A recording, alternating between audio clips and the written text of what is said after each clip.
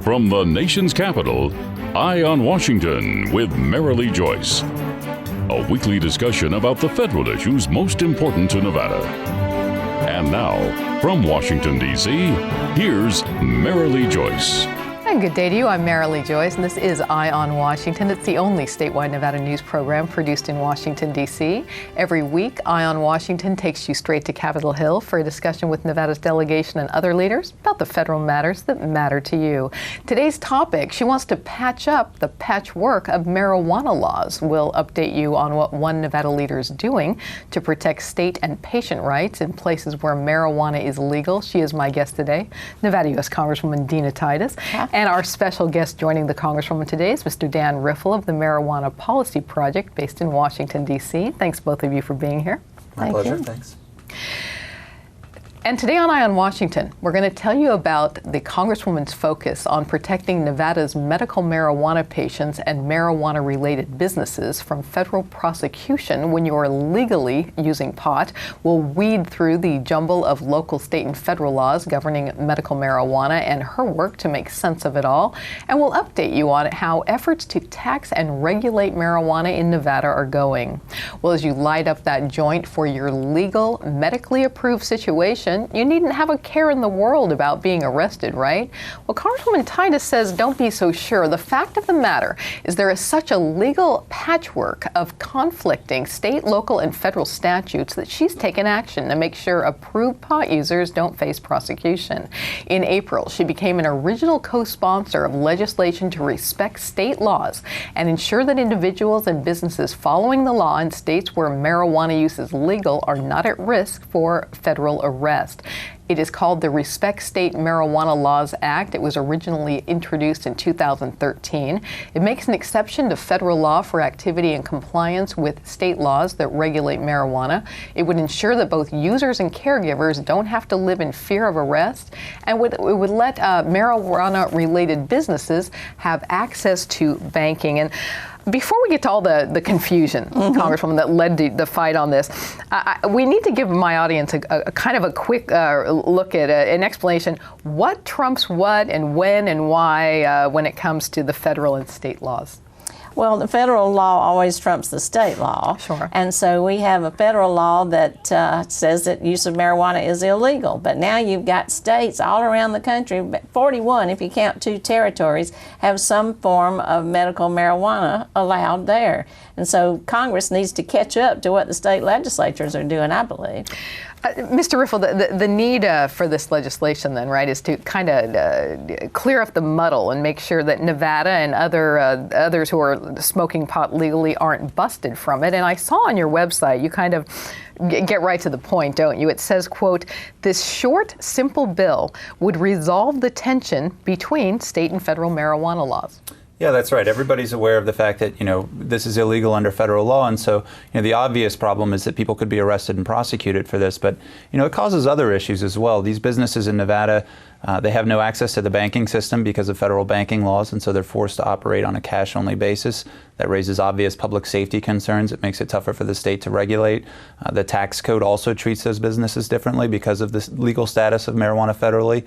We've had people in public housing who have been evicted from public housing, and it goes on and on. It's a big list, and it's a big problem that Congress needs to address. Now, it doesn't distinguish between medical and recreational laws, though, correct? And so it would respect all state laws. Right. That's the idea. You listen to folks like Rand Paul or Jeb Bush on the Republican side or Hillary Clinton on the Democratic side who are running for president, and they get asked, what are we going to do about all of these state laws? And what their answer is states are traditionally laboratories of democracy, and we need to make sure that the federal government gets out of the way so that states can be those laboratories, can set their own policies, and we can all learn, best practices, what works, what doesn't. And we do that by, lifting the federal prohibition so that states can sort of determine their own policies in this area. And that's part of our argument for getting this passed. It doesn't have to be about whether you approve marijuana or not. It's whether you respect states' rights. And what got you involved in the first place? Well, my district is the heart of the Las Vegas Valley, and so after this was passed through the state legislature, which took 12 years from the time that the initiative passed by the voters, Tick Segerbloom led that charge. He's a state senator who represents part of the district I represent. this will be a place where a lot of these businesses will be located. And it takes a lot of investment from these companies to want to start a business there, and this uncertainty weighs on them and they're reluctant to do it. Also, doctors are hesitant and patients worry that somebody's going to swoop in and maybe arrest them at the federal level. Now, Congresswoman, you want the confusion cleared up nationally, of course, but as a Congresswoman from Nevada, you mostly don't want Nevadans who think they're in compliance with the law to get a surprise in the form of an arrest, right? What are you hearing from Nevadans about this whole issue? Well, they're very concerned about it. It's like Dan said, the businesses want to be able to do banking, and the state wants to be able to regulate and tax these companies, and if you can't keep up with the money, then that's very difficult to do. We should have learned this lesson many, many years ago when gaming wasn't regulated, when things were cash money in paper bags, and we don't want this business to operate the same way, and one of the ways to do that is to lift this federal prohibition. And when we return, what's the exact policy for marijuana use in Nevada? And what does my guest, Mr. Riffle, wish it was? Just ahead. You're watching Eye on Washington with Marilee Joyce, brought to you by Caesars Entertainment, the Las Vegas Sands Corporation, the Regional Transportation Commission of Washoe County, the Las Vegas Convention and Visitors Authority, Boyd Gaming, Rogich Communications Group, and by Jim Marsh Automotive.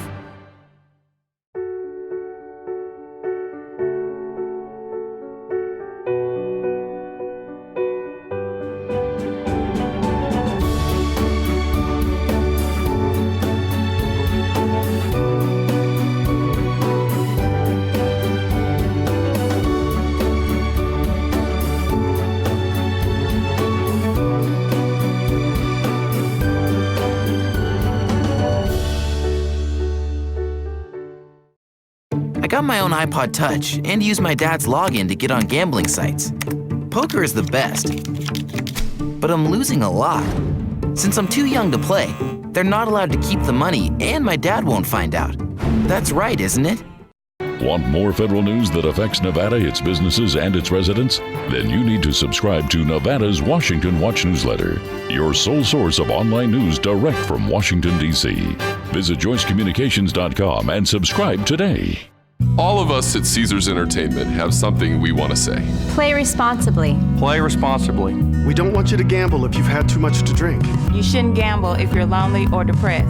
And if you're under 21, you're not allowed to play. No. No matter which of our casinos you come to, our message is always the same. Play responsibly. Play responsibly. Play responsibly. We know you're coming to our casinos to have a good time, and we always want you to leave feeling like you did.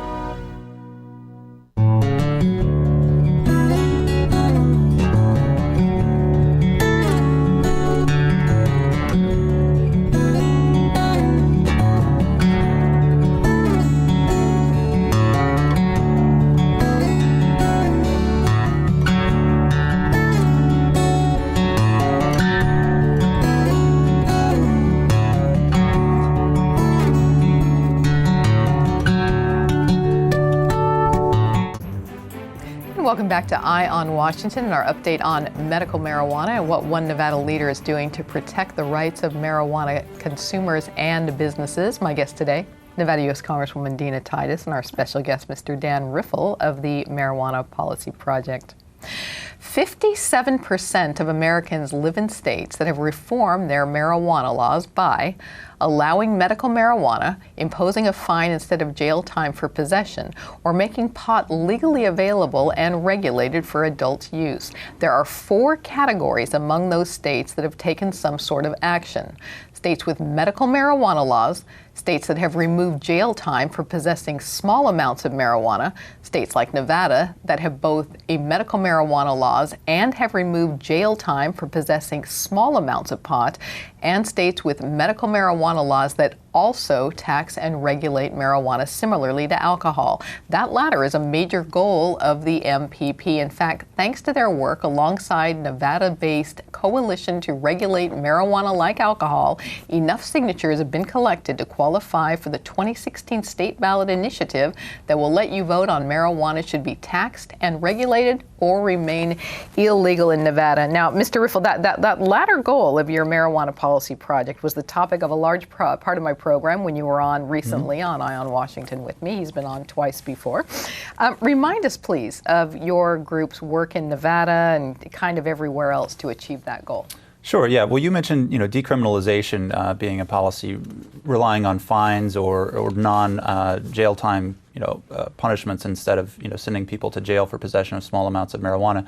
As a former prosecutor myself, I wholly support that as a good first step. We need to make sure that limited law enforcement resources are used on violent crime and real threats to public safety, not locking up people for small amounts of marijuana. But what that doesn't address is the supply side and where people obtain their marijuana. Right now, because of marijuana prohibition, most people who obtain marijuana do so from a drug dealer, and drug dealers get their supply from Mexican drug cartels and other violent criminals. And we want to make sure that we take that market, take it out of the hands of those violent criminals and put it in the hands of tax-paying, law-abiding, licensed, regulated businesses that pay taxes, check IDs, and obey other regulations or risk losing their license. Congressman, I know you played a big supportive role in this too. I know you're deeply involved in this, and you're in the district at least weekly or so. What has been the attitude in general regarding this? Well, the Nevada public is very supportive of this. I mean, they supported medical marijuana a dozen years ago. So I think you do public opinion polls, you'll find overwhelming numbers of people who say, yes, this is the right thing to do. And when they hear stories, and I've heard a number of stories of people who've come to me, their children have epilepsy, and this will help with those seizures, or veterans who have PTSD, or somebody with cancer who's lost their appetite, and medical marijuana helps to bring it back. It's very hard to say no to people like that. I'll ask you both. Some people are kind of libertarian on marijuana. They're smoke if you want, don't if you don't. Others are adamantly opposed. Others are favor study it for a while, etc. You brought up that it's been, that it took 12 years in Nevada for the legislature, and you and I have discussed on previous shows with you how attitudes have changed over the years. So I'm curious, since in the 20 years or so since the MPP has been dealing with this, regarding attitudes, what have each of you seen, and what do you each predict will happen with that 2016 ballot? Congressman, you want to go first? I suspect that it will pass. I think that it'll pass if it's on the ballot. And it's going to be interesting because it's a presidential year where you've got higher turnout. And the flip side of that is some of the candidates running for president are anxious to have that higher turnout because it's going to be a lot of young people. Yeah, I think she's right. I mean, the politics around this issue are really, really fascinating. It's not a partisan issue where you get, a lot of Democrats on one side and Republicans on other. You've got libertarian Republicans who, like you said, don't think the federal government or any government should tell them what they can and can't do with their own bodies. You've got progressive Democrats who are concerned about, the war on drugs and, the damage that arrests and prosecutions do to people. And then you've got, members of Congress who just want to respect the will of their constituents, like Congresswoman Titus, who said, this is the law of the land in our state, and we need to make sure that the federal government respects that law, and that states are able to, set their own policies. We care most about Nevada on this program, but Mr. Riffle, I'll have to ask, what's happened elsewhere lately regarding Sure. this? Well, we've got 4 states that have passed laws, that regulate marijuana for adult use, and we've got about 24, 25 states that have medical marijuana laws, and then another 10 or 12 states that have laws that regulate CBD, medical marijuana oils for kids with seizures. I think over the next couple of years, Nevada is one state next year that will have this on the ballot, probably California, Arizona, Massachusetts, and Maine as well. And then we're going to start seeing, state legislatures more and more looking at this. Rhode Island and Vermont. Vermont were both very close to passing, laws this session, and I think that, it's coming right around the corner. Congresswoman, we're running out of time for this segment, but I do want to ask you, you sponsored the original 2013 RESPECT bill. Why do you think that didn't pass, and what attitudes and et cetera are different now? Well, it's like you said, it takes a little while for this to build, but today we had an amendment to pass that says you can't have federal prosecution, and that's more votes than we've ever seen, 240-something. So it's definitely momentum that's building, and like other social issues, maybe it's because of the social networks of information or I don't know, but it's just moving very quickly. All right. And when we return, don't let the marijuana in the title fool you. The Marijuana Policy Project is very sober-minded when it comes to changing this nation's marijuana laws. We're going to have details for you right after this. Nevada's direct link to Capitol Hill. Eye on Washington with Marilee Joyce. The only statewide Nevada news show based in Washington, D.C. All the top federal matters that matter most to Nevadans. Marilee talks with our congressional delegation and other leaders about the federal news you need to know. Eye on Washington with Marilee Joyce. Nevada's Eye on Capitol Hill. I got my own iPod Touch and use my dad's login to get on gambling sites. Poker is the best, but I'm losing a lot. Since I'm too young to play, they're not allowed to keep the money and my dad won't find out. That's right, isn't it?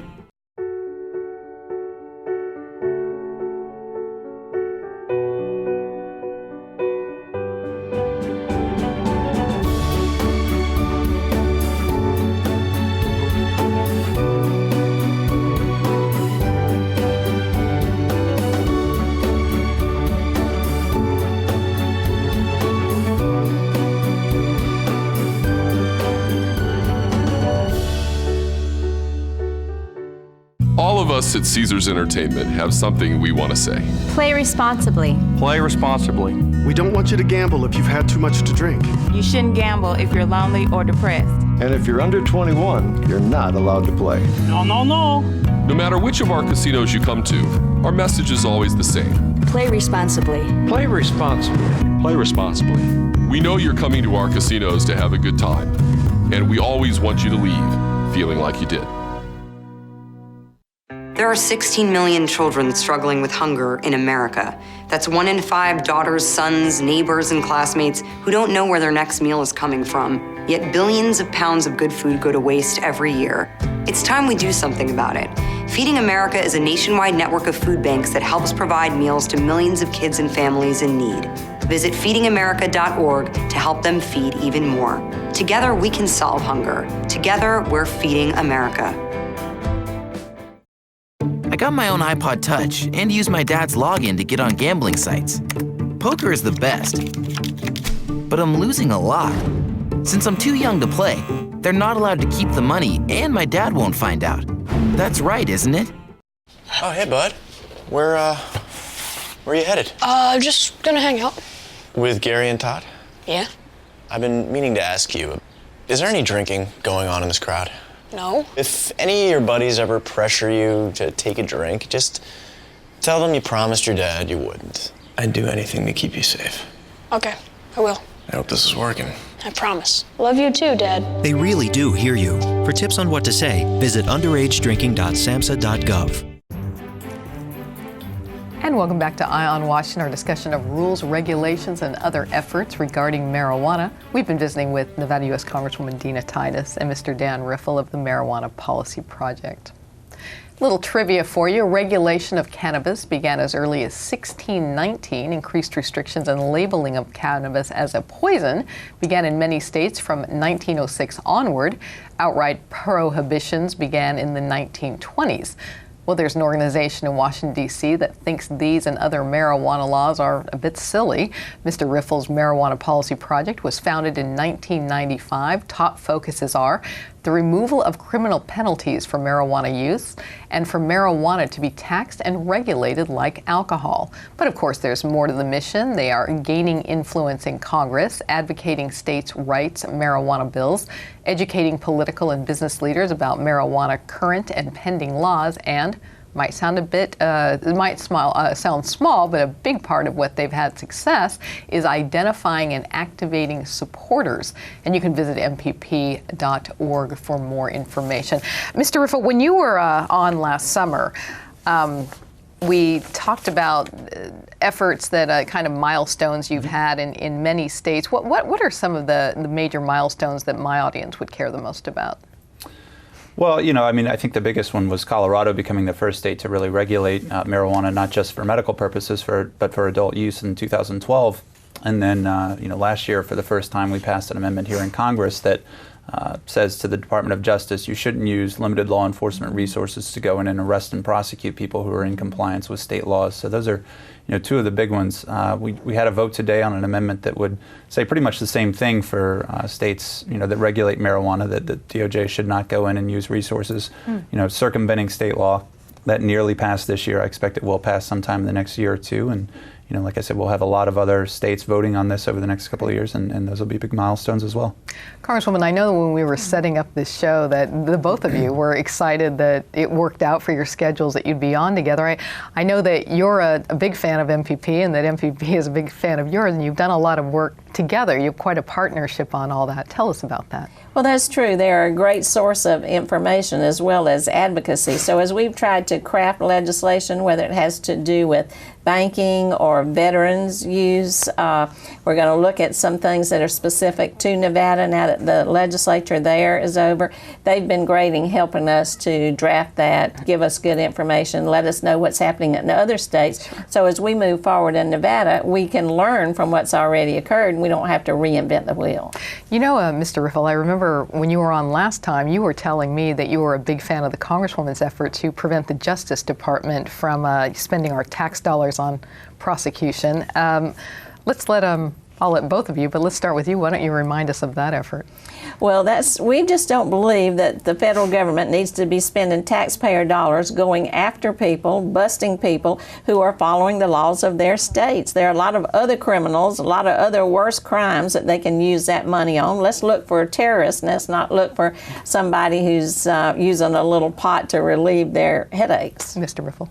Yeah, most of the enforcement of marijuana laws, most arrests, the regulation is carried out at the state level by state authorities. And so, if there's a question of whether someone's in compliance with state law, that's a question for state law enforcement. Regulation of marijuana is, as I said, ought to be handled at the state level. And so, there are just better things. There are more important things like protecting America from terrorists and going after violent criminals and real threats to public safety that limited Department of Justice resources should be used for, not going after people in compliance with state law. I mentioned obviously the goals and purposes and achievements that you guys have had together and that your organization's busy on. I brought this up at our last show, and you can kind of make light of it. They're big enough that they, this national and international organization, they have an online store, and I was having some fun with Mr. Riffle last show. The clothing, T-shirts, etc., tote bags and stuff.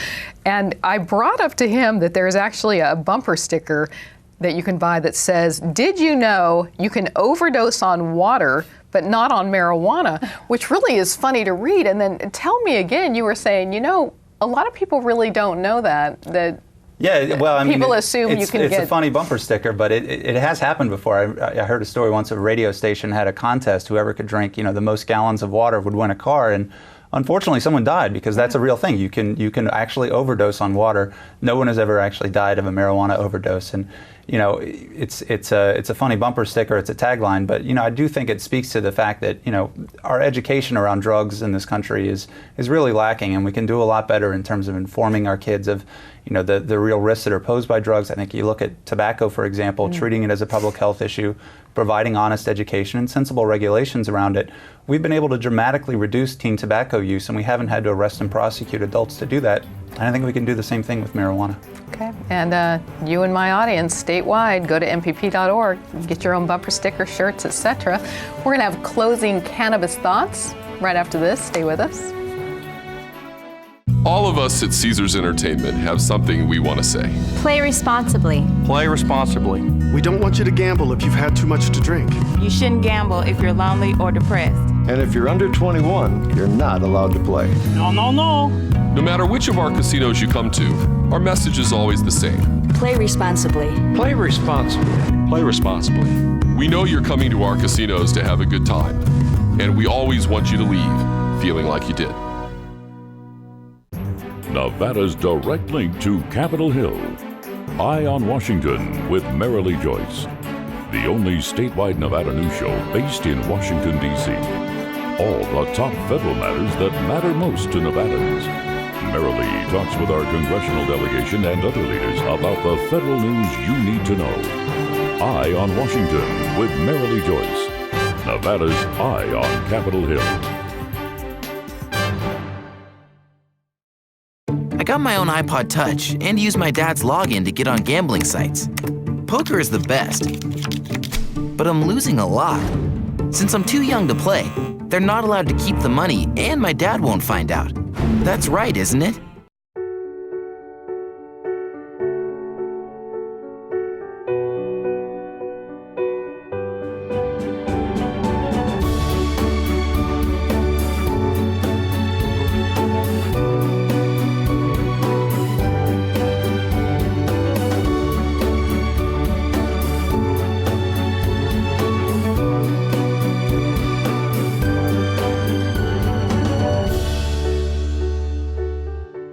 A family's presence in the hospital helps children heal faster and cope better. But children who need specialized medical care are often sent out of the Reno area for treatment. Costs can get unmanageable, and it can be difficult for families to accompany their sick child. The Travel for Treatment program, presented by Ronald McDonald House Charities Northern Nevada, gives parents travel assistance when a child's medical treatment is not available at a local hospital. Please contact us today for more information and to see how you can help. Donate online at rmhc-reno.org.